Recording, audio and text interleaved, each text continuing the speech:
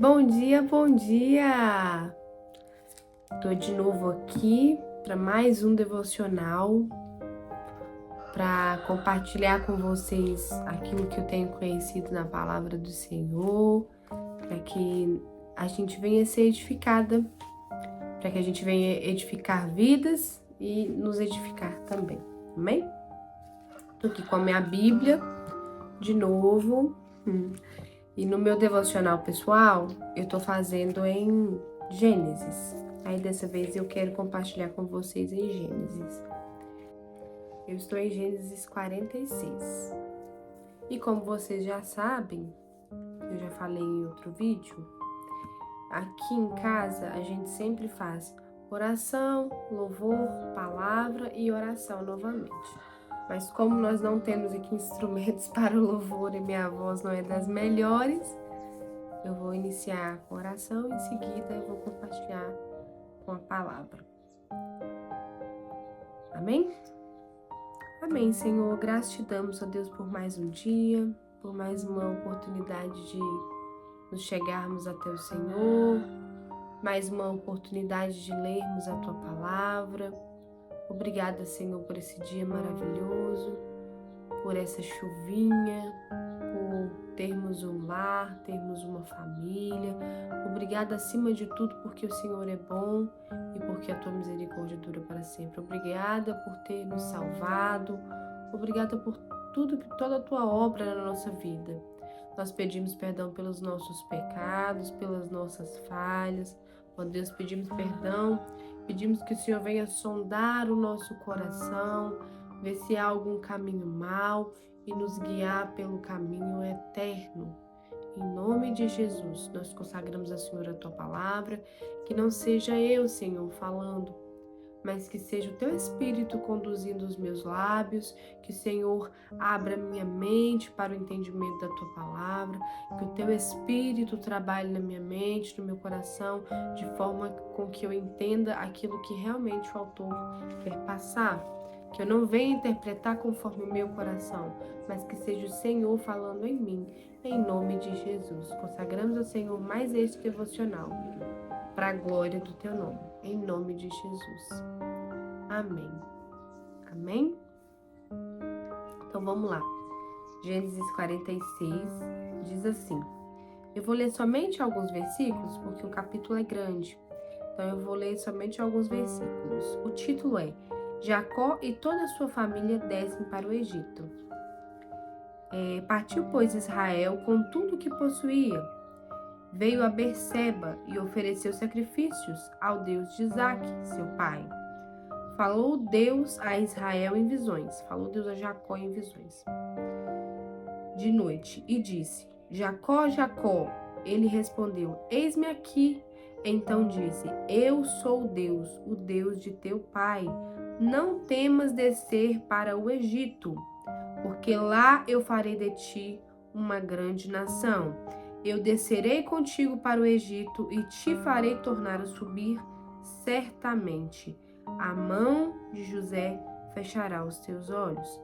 Então se levantou Jacó de Berseba, e os filhos de Israel levaram Jacó seu pai e os seus filhinhos e as suas mulheres nos carros que Faraó enviara para o levar. Tomaram consigo o gado, os bens, tudo que havia adquirido na terra de Canaã, e vieram para o Egito, Jacó e toda a sua descendência. Eu decidi gravar hoje aqui na sala da minha casa. Geralmente eu priorizo gravar em um ambiente fechado para evitar os ruídos, né? Os barulhos. Mas vocês vão escutar barulho de passarinho, barulho de menino, barulho de galinha. Eu quis hoje gravar aqui na sala da minha casa porque tá um dia chuvoso, um dia tão gostoso. Aí eu resolvi gravar aqui, quem sabe eu transmite para vocês esse ambiente calmo, tranquilo, em paz. É muito gostoso ver tudo que o Senhor criou com perfeição. Mas vamos ao comentário do texto, sem mais delongas. O Senhor cria o mundo, o universo, a galáxia, as estrelas, todas as coisas. todas as coisas foram criadas por Ele, sem Ele nada do que foi feito se fez. E o Senhor cria o mundo, e o Senhor cria o homem, né? Cria o Éden, o homem, cria o nosso planeta, o planeta Terra, e cria tudo que existe nele e o homem. Depois o Senhor cria a mulher, e aí o Senhor criou a primeira família da Terra. Porém, o Senhor permitiu que o pecado entrasse na Terra, porque até então Adão e Eva tinham livre-arbítrio. O que é livre-arbítrio? É o poder de escolher sem influência de nada. Muitas pessoas, principalmente no meio pentecostal hoje, entendem que livre-arbítrio é que o Senhor não interfere na minha escolha, que eu posso escolher se eu quero, que eu tenho poder de escolher não pecar, que eu tenho poder de... Enfim, nós não temos livre-arbítrio, nós temos livre-agência. Nós não temos livre-arbítrio, porque livre-arbítrio é o poder de escolher sem a influência do pecado. E isso tinha Adão e Eva, eles tinham livre-arbítrio. Porém, eles escolheram pecar, né? O pecado estava no coração de Eva e ela foi comer o fruto e ofereceu ao seu marido Adão. Em seguida, eles formam o pecado entra no mundo, eles são expulsos do jardim, o Senhor, eles começam a encher a terra, têm filhos, e aí acontece o primeiro homicídio, vem a descendência de Adão, a descendência de Caim, enfim. Dessa descendência vem Abraão, um homem que o Senhor chamou para separar a nação dele, nação separada, escolhida dele, que é o povo de Israel, são os filhos legítimos do Senhor, vamos dizer assim. Essa é a nação escolhida do Senhor, né? O Senhor escolheu uma nação, fez uma promessa a Abraão: farei de ti uma grande nação, a sua descendência será tão numerosa quanto as estrelas do céu. E aí começam os patriarcas, né? Aí essa promessa de Abraão, essa promessa que o Senhor fez a Abraão, passa para Isaac, seu filho. Ele se casa com Rebeca e tem 2 filhos, Jacó e Esaú. Depois o Senhor faz uma promessa a Rebeca, dizendo que o mais velho serviria ao mais moço, e aí o Senhor chama a Jacó. Depois Jacó se casa com Raquel e Lia e começam as 12 tribos de Israel. E o Senhor dá um novo nome a Jacó, e esse nome é Israel. Do casamento dele com Raquel, ele teve 2 filhos, que é José e Benjamim.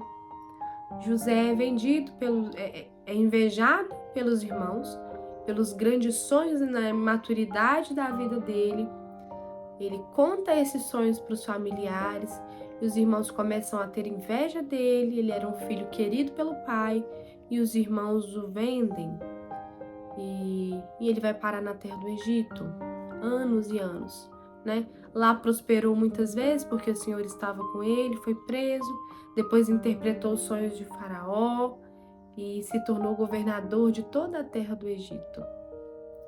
Por quê? Qual o motivo? Em tudo nós sabemos que o Senhor quer mostrar a glória dele, mas o principal motivo, na verdade, né, o plano, que é a Bíblia, o que a Bíblia nos mostra. A Bíblia conta um livro que conta a história do Deus Trino.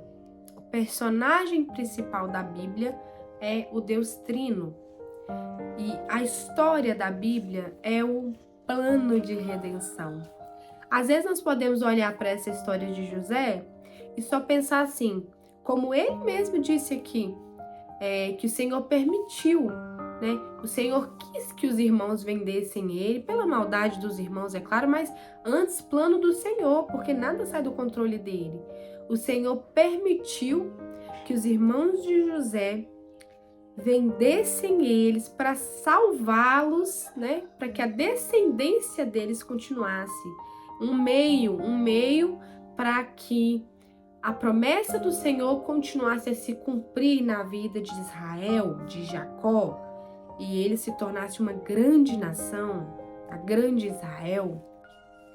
Mas nós sabemos que a fome que teve naquela época, 7 anos de fome, de grave fome na terra, de severa fome, foi o Senhor quem determinou também. Foi o Senhor quem deu 7 anos de fartura, 7 anos de fome. Foi o Senhor quem deu sonhos a Faraó. Foi o Senhor quem deu poder a José de interpretar os sonhos do Faraó. Tanto que ele mesmo diz: eu não tenho poder algum, mas o Senhor te dará uma resposta favorável. O Senhor permitiu que o pecado fosse entrado no mundo, chamou um homem para fazer dele uma nação. Em seguida, esse homem tem uma descendência, né? Convive aí com os netos, não vê a olho dele. Com 100 anos ele tem o filho da promessa, que é Isaac, e não vê a olho dele essa grande nação, uma nação que seria mais numerosa que as estrelas do céu. Ele já tinha 100 anos de idade. Mas a promessa do Senhor se cumpre na vida dele através dos filhos dele. O que eu tenho para dizer hoje é que o Senhor quer mostrar a sua glória pelos nossos filhos. O Senhor tem um propósito na vida dos nossos filhos. E o propósito da vida de José era mostrar a glória de Deus. Era para mostrar o plano de redenção. Ele diz aqui nesse versículo: Jacó, Jacó. E ele respondeu: eis-me aqui. Então disse: eu sou Deus, o Deus de teu pai. Não temas descer para o Egito, porque lá farei de ti uma grande nação. E ele foi para o Egito. Porém, lá a descendência de José começou a crescer, os hebreus se numeraram mais do que os egípcios, e o próximo faraó, sucessor do tempo de José, não reconheceu, né? Não teve o mesmo relacionamento que aquele faraó teve com José, e aí começou a escravizar aquele povo. O Senhor mandou o povo para ser escravo. Não foi porque o povo cresceu. O povo cresceu porque o Senhor queria e porque era plano do Senhor que eles viessem a ser escravos. O Senhor permitiu, já era plano dele, que o povo fosse escravo no Egito. Por quê? Para mostrar a tua glória, para chamar o povo de volta a ele, a crença novamente, a crença do Deus que criou, a crença do Deus de, como eles dizem, Deus de nossos pais, a crença do Deus que criou o universo, a crença do Deus de Abraão, do Deus de Isaac, do Deus de Jacó. E futuramente ele chama Moisés para libertar esse povo e assim em todas as partes fazer anúncio a Cristo, a pessoa de Cristo. A Bíblia conta sobre um plano de redenção. Tudo que o Senhor faz tem um propósito, nada é por acaso. Nada é por acaso, nada é simplesmente aquilo, mas tudo está dentro do plano do Senhor, dentro da soberania, do domínio, da autoridade dele, do desejo dele e dentro do plano de redenção. Todas as coisas, até Cristo e após ele, e até hoje, futuramente, os próximos tempos que virão, tudo está dentro do propósito dele. Vivemos em uma geração ansiosa, uma geração incrédula, uma geração que se perde cada dia mais. A Bíblia, a palavra do Senhor, os feitos do Senhor são para que nós venhamos nos manter firmados na palavra. Então o Senhor cria um povo, o Senhor escolhe esse povo, o Senhor manda esse povo para a terra do Egito. O Senhor Permite que eles sejam escravos. Depois o Senhor promete uma terra que mana leite e mel. E futuramente a nação de Israel. E depois o Senhor manda o Cristo. Depois o Senhor vem à terra, o Deus se encarna na terra e nos traz a salvação, e nos traz a redenção, e veio e nos trouxe salvação.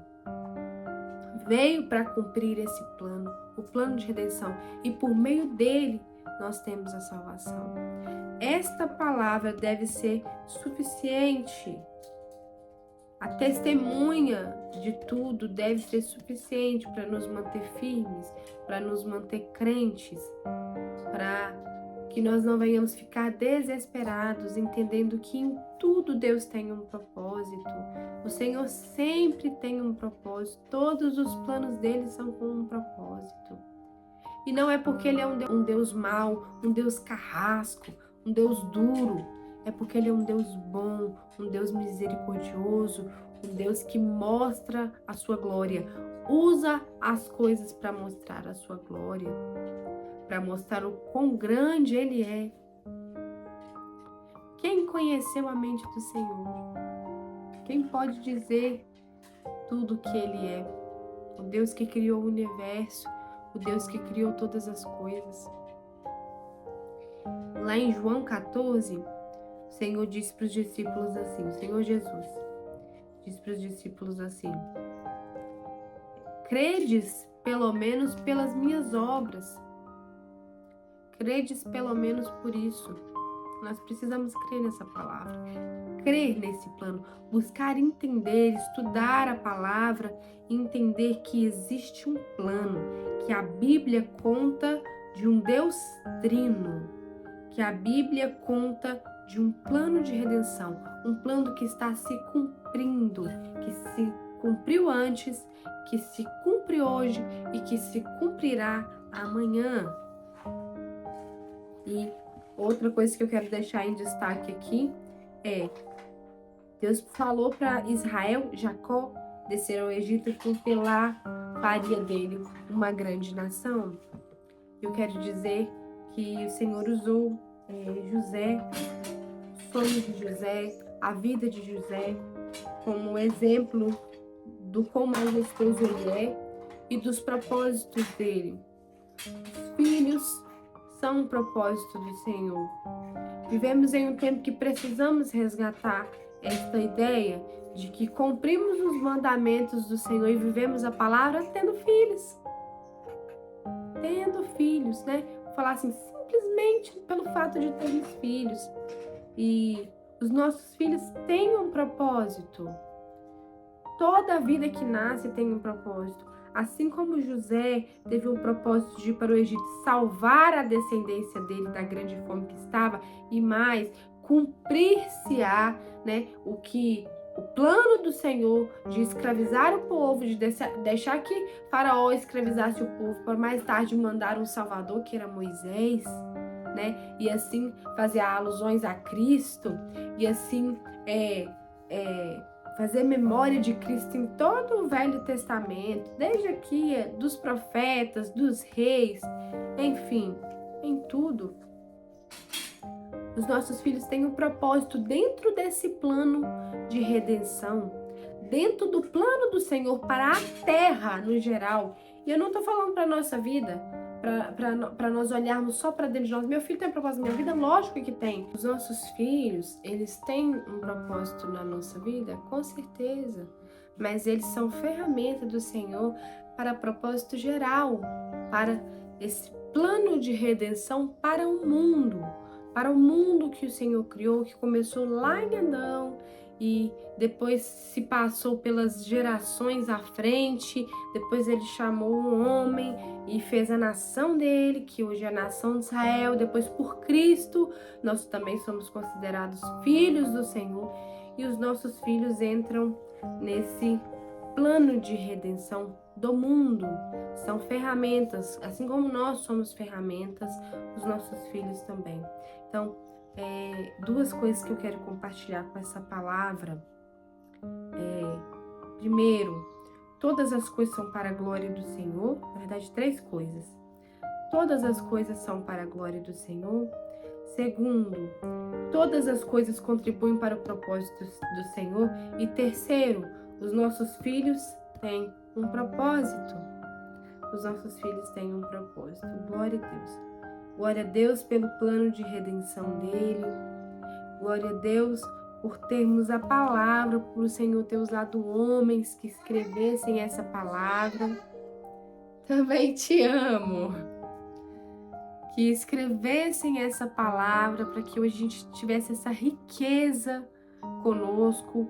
A palavra que é eficaz, mais cortante do que uma espada de 2 gumes.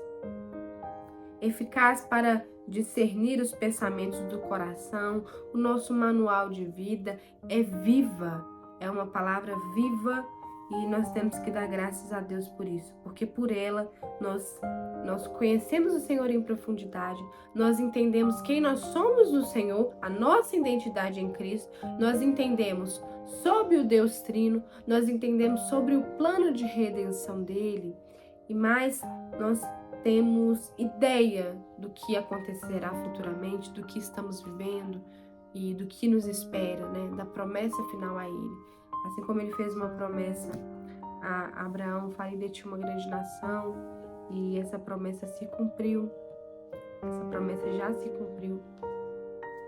Nós, pela fé, nós somos descendência de Abraão, mas fisicamente essa promessa já se cumpriu, que hoje é a nação de Israel.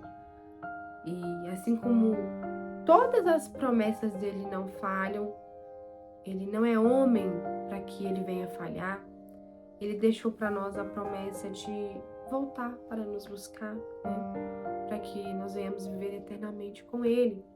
E essa Bíblia, essa palavra aqui, ela é ferramenta, ela é o nosso manual de vida para vivermos, para cumprirmos o nosso plano dentro do propósito de redenção do Senhor. Amém? Era isso que eu queria cumprir, que a gente venha estar atenta, que nós venhamos orar, que nós venhamos manter a nossa vida, conduzir a nossa vida na palavra, que nós venhamos, nós mulheres, estudar muita palavra, porque não tem como a gente ensinar se a gente não estudar, não tem como a gente discipular os nossos filhos se a gente não estudar.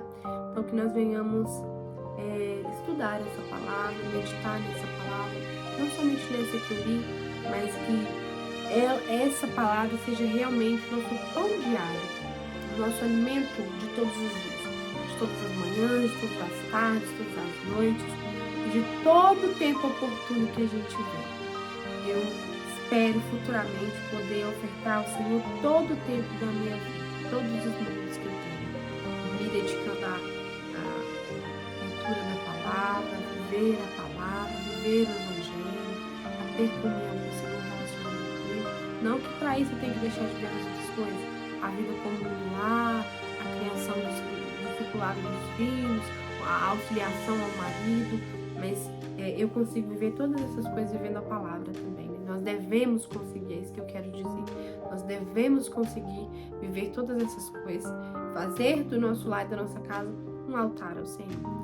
Amém? Essa é a palavra dessa manhã, de hoje, desse devocional, que ela venha edificar muito a sua vida, fazer com que você conheça mais o Senhor, mais da Bíblia, que você tenha um entendimento mais aberto, mais plano sobre isso, sem confusões, sem burocracia, mas que você conheça verdadeiramente. Esse é o meu desejo, que nós, mulheres, nós não venhamos ser presos à religiosidade, nós não venhamos ser presos a histórias místicas que aprendemos no passado ou que vem passando às vezes até no meio cristão mesmo, que acontece, infelizmente não deveria, mas acontece, mas que nós venhamos estar firmadas na palavra, em nome de Jesus. Amém? Eu agradeço vocês por estarem vendo os vídeos, né? Não conheço cada pessoa pessoalmente, mas eu sei que a palavra do Senhor ela é suficiente para alcançar o seu coração onde quer que você esteja. Amém? Então vamos orar. Obrigado, Senhor Jesus, por mais um devocional, por mais uma oportunidade de compartilharmos a Tua palavra, de aprendermos do Senhor. Obrigada pela riqueza da Tua palavra, pelos grandes homens do passado que o Senhor usou. Obrigada pelo Teu plano de redenção, pela Tua bondade, pelo Teu amor em nos chamar, em nos escolher e em nos salvar. Te damos graças por tudo, Senhor. Que a nossa vida seja para a Tua glória. Em nome de Jesus. Amém. Amém. E é isso. Até o próximo vídeo.